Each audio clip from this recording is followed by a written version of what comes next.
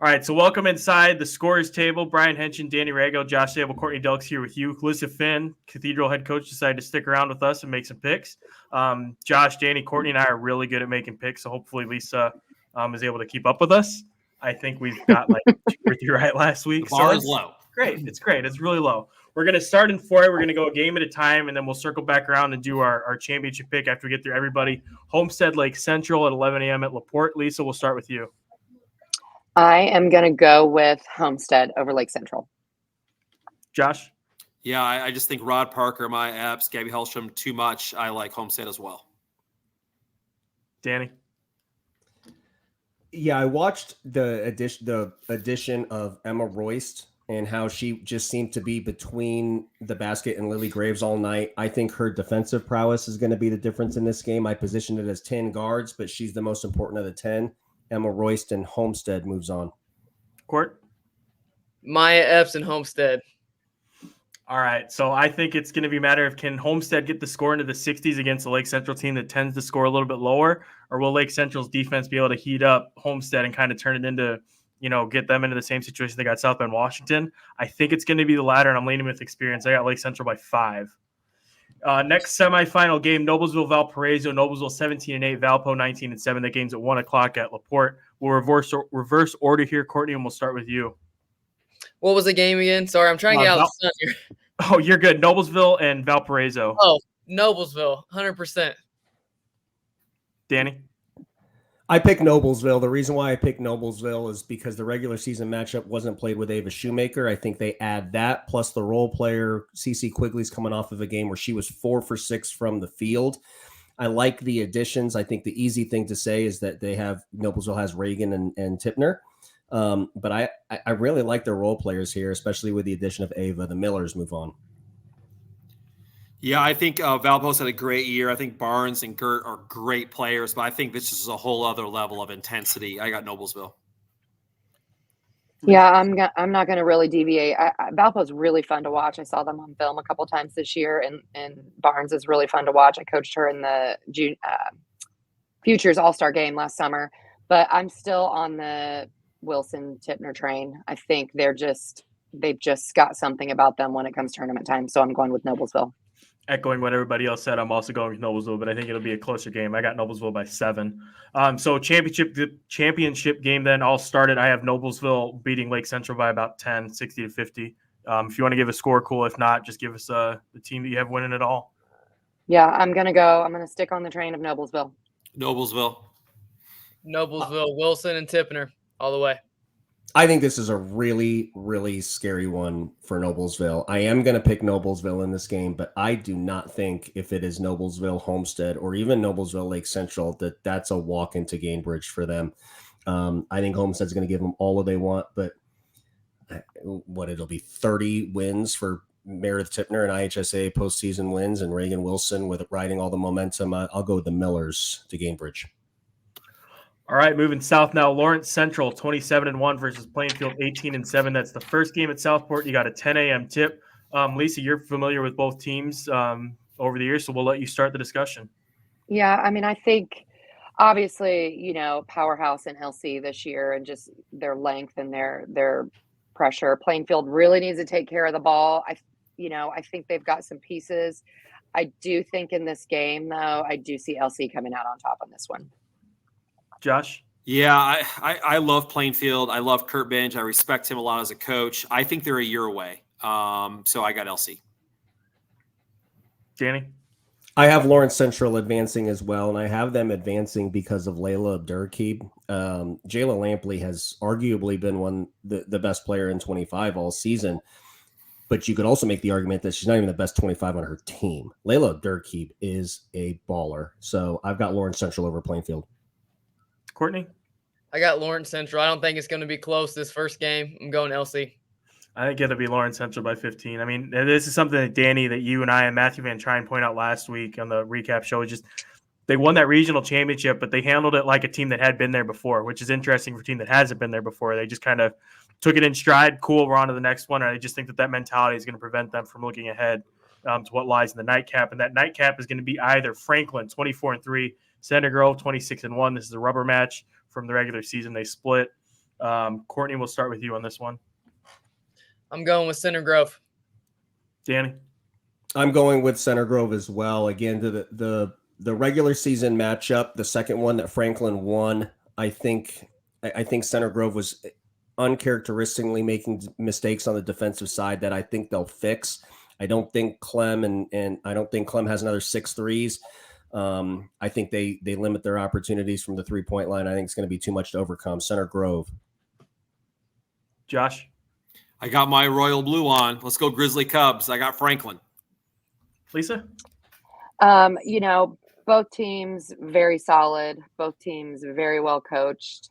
I just think Center Grove has so many weapons. So I'm going to go with Center Grove.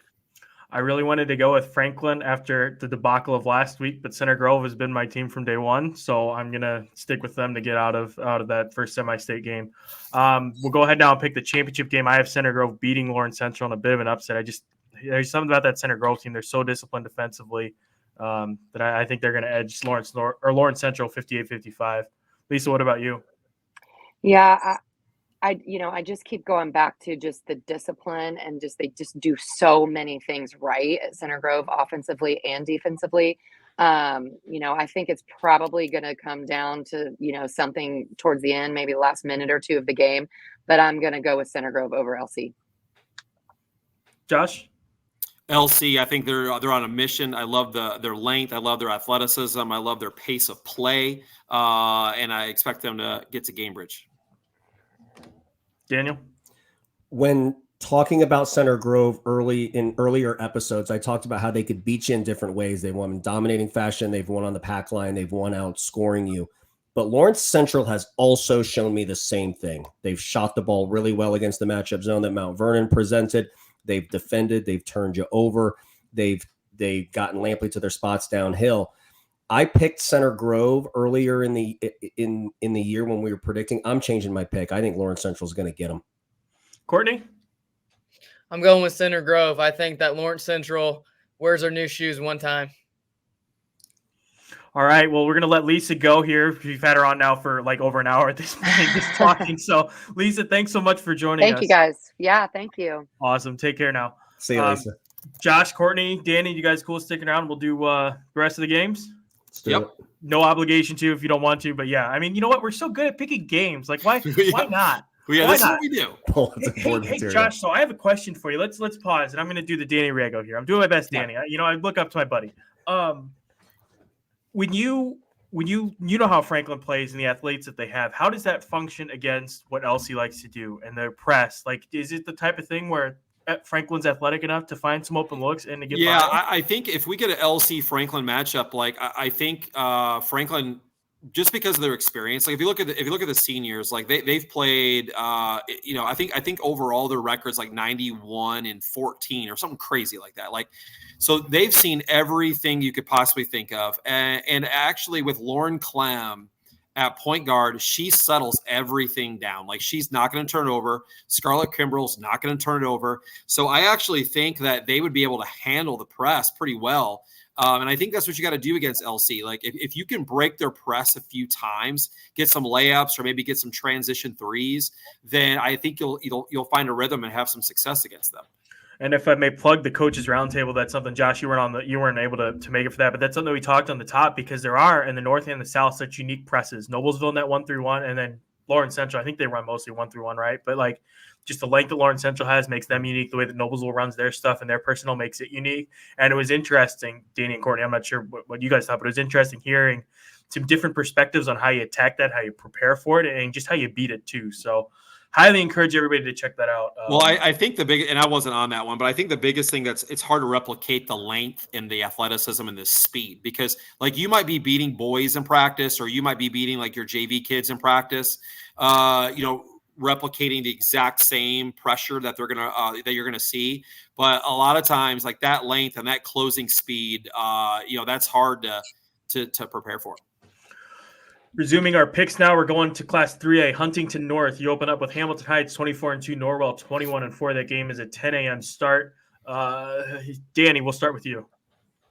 I think this is number 1 versus number 2 in 3A. This is a very difficult one to pick. I'm going to go with Hamilton Heights.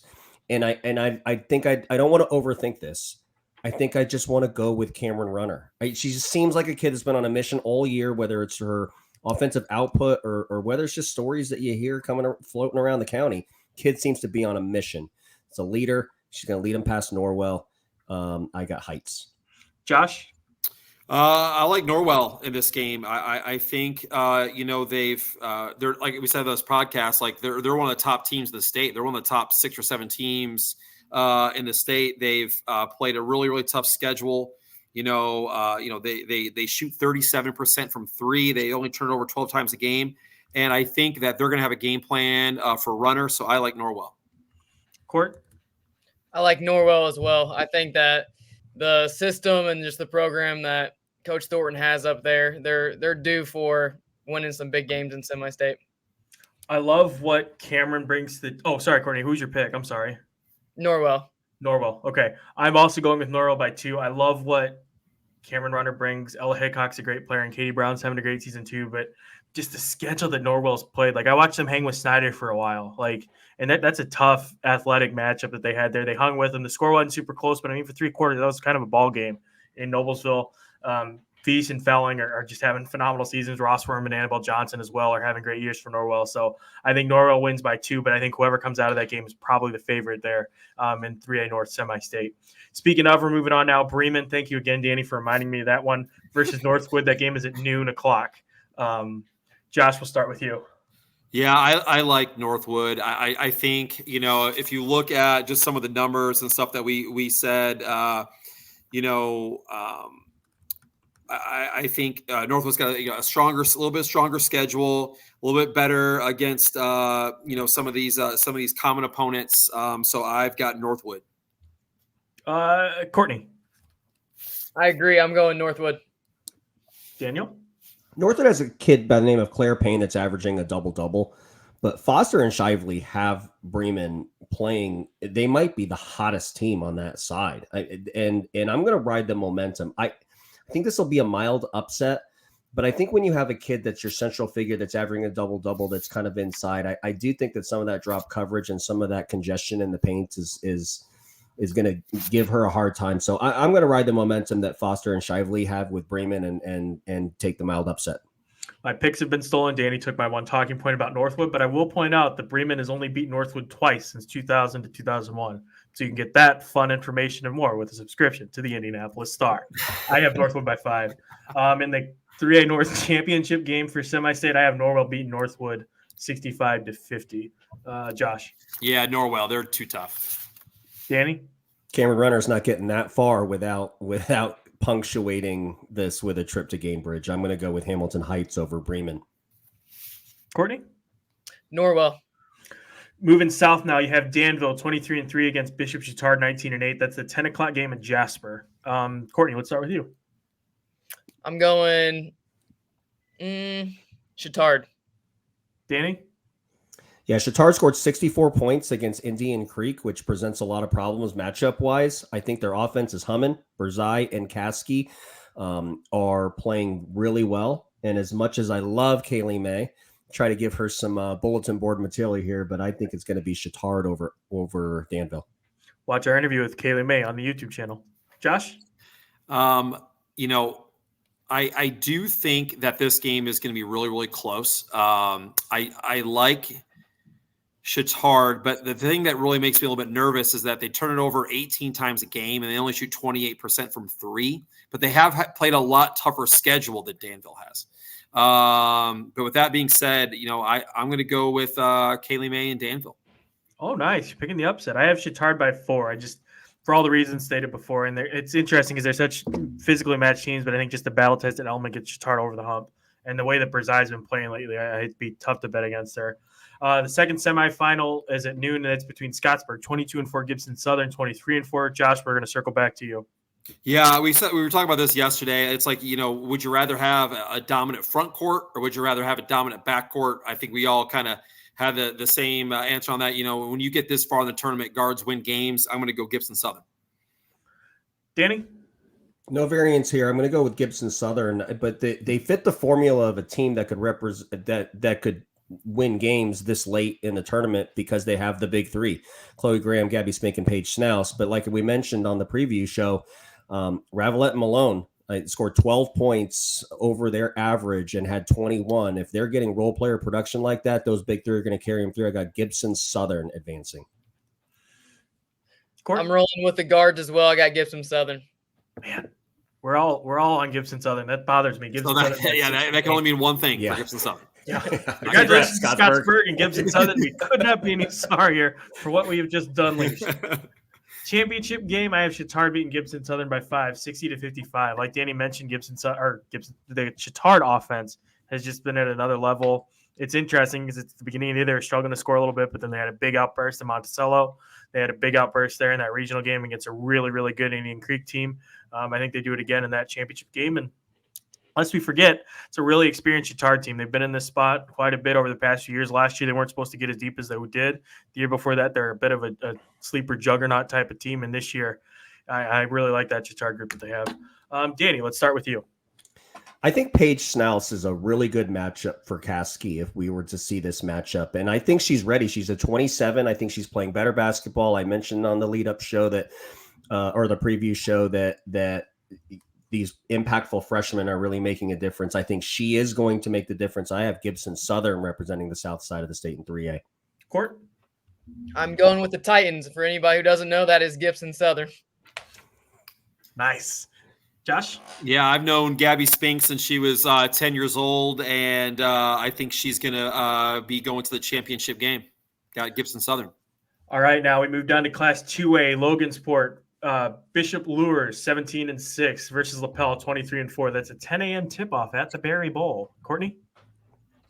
I'm going with Fort Wayne Lures on this one. I think that they just, with their program and the way that they're playing right now, I'm taking Lures. Danny?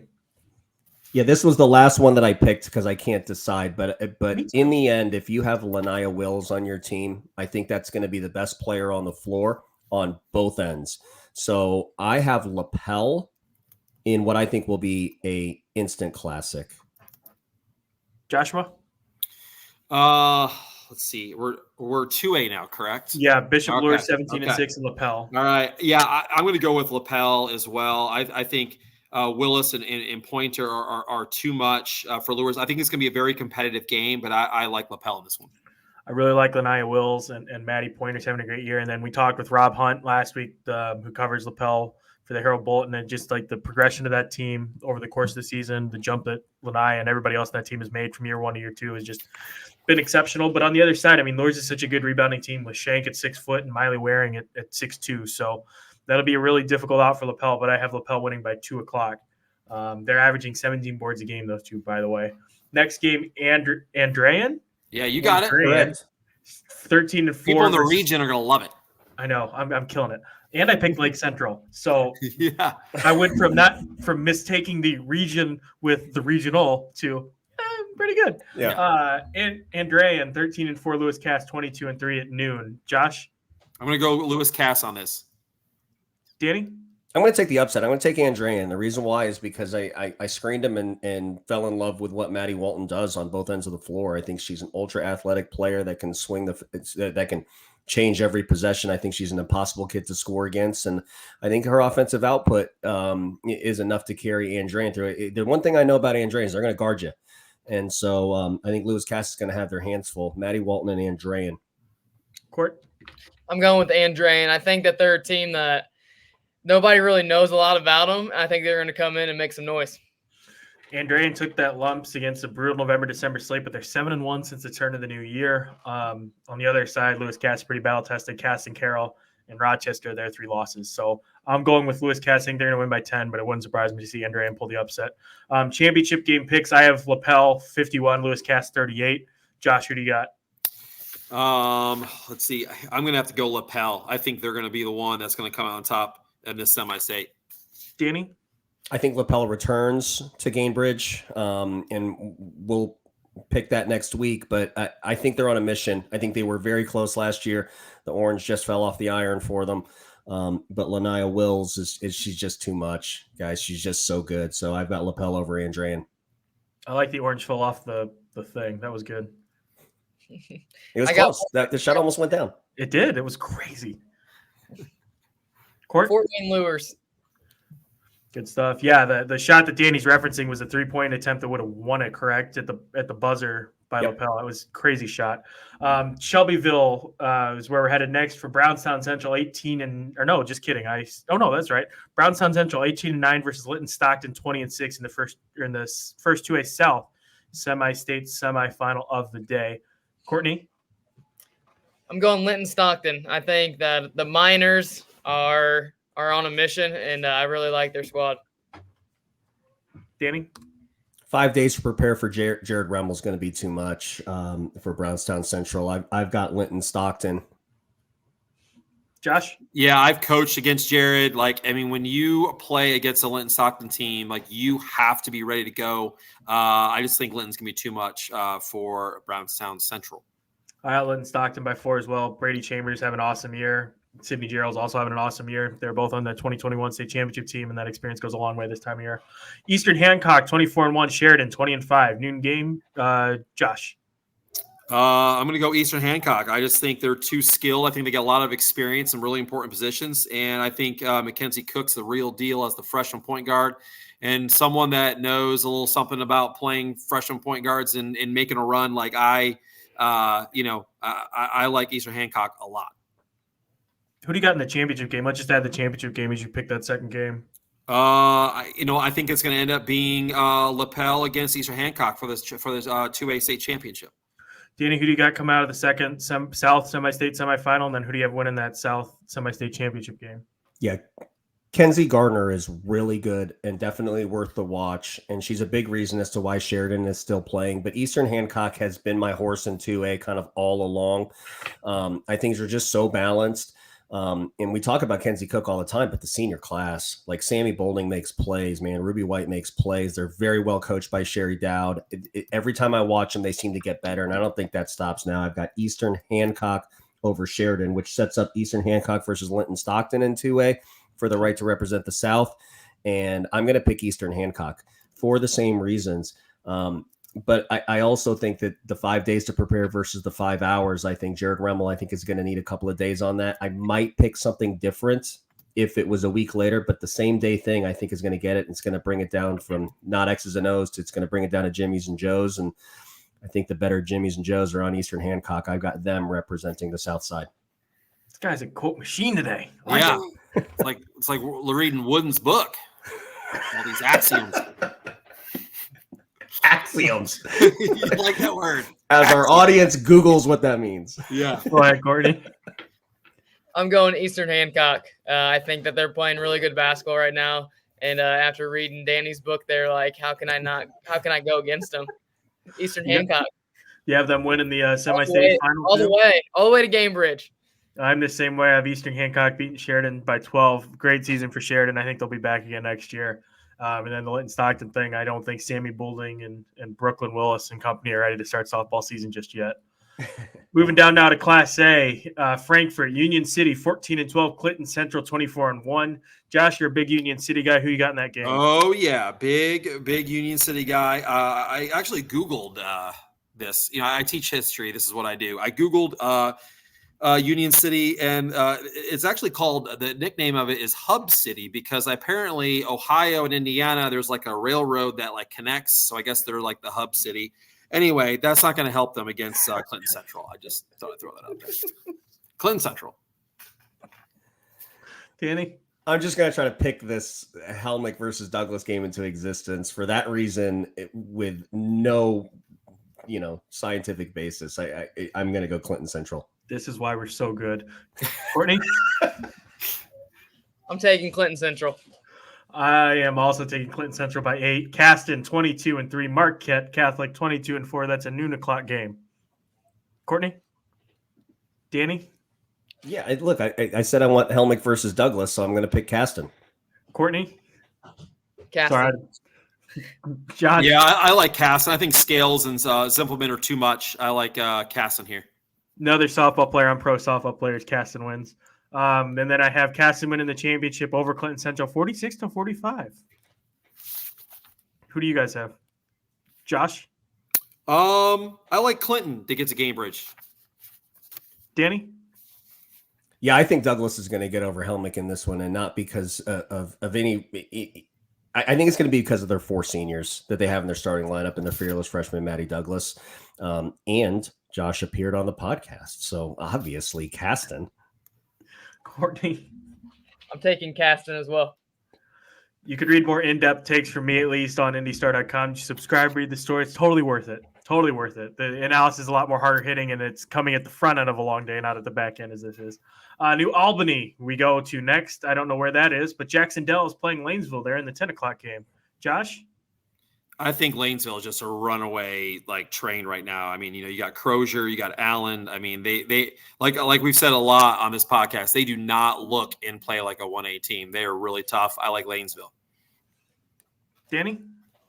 Yeah, I got a text from somebody who knows a lot of basketball that said WTF. John Wooden. Thank you. It was WTF and amoeba zone, which is what I've called Lanesville's defense. And I think Jacksonville is going to find out exactly what that is and how hard it is to prepare for. I've got Lanesville. Courtney? I am driving in the lane of Lanesville. Nice. I like that wordplay. That's great wordplay. I appreciate it as well. I have Lanesville by 5. I mean, what a great coaching matchup with Scott Smith of Jacksonville has 420 wins. I think Josh alluded to that yesterday. Yeah, legend. Angie Hinton's done such a great job at Lanesville. I think it's going to be a lot closer game than maybe people are thinking. And honestly, even I thought before I researched anything on it, but I have Lanesville by 5. Next game, North Central Farmersburg 18-10, Wood Memorial 16-10. That's the noon game down there in New Albany. Courtney, I'll let you start us, and then give us your championship pick as well for that. I'm going with Farmersburg, North Central, but I'm taking Lanesville all the way. Danny? Yeah, I think the best player left in Class A is Jalen Davidson. So I've got Farmersburg advancing. I think she's a really special kid, but I don't think it's going to be enough against Lanesville in that zone. And I think people down in Lanesville will take exception to me calling Jalen Davidson the best player because Hadley Crozier's in Lanesville uniform and leading that outfit. So I've got Lanesville advancing.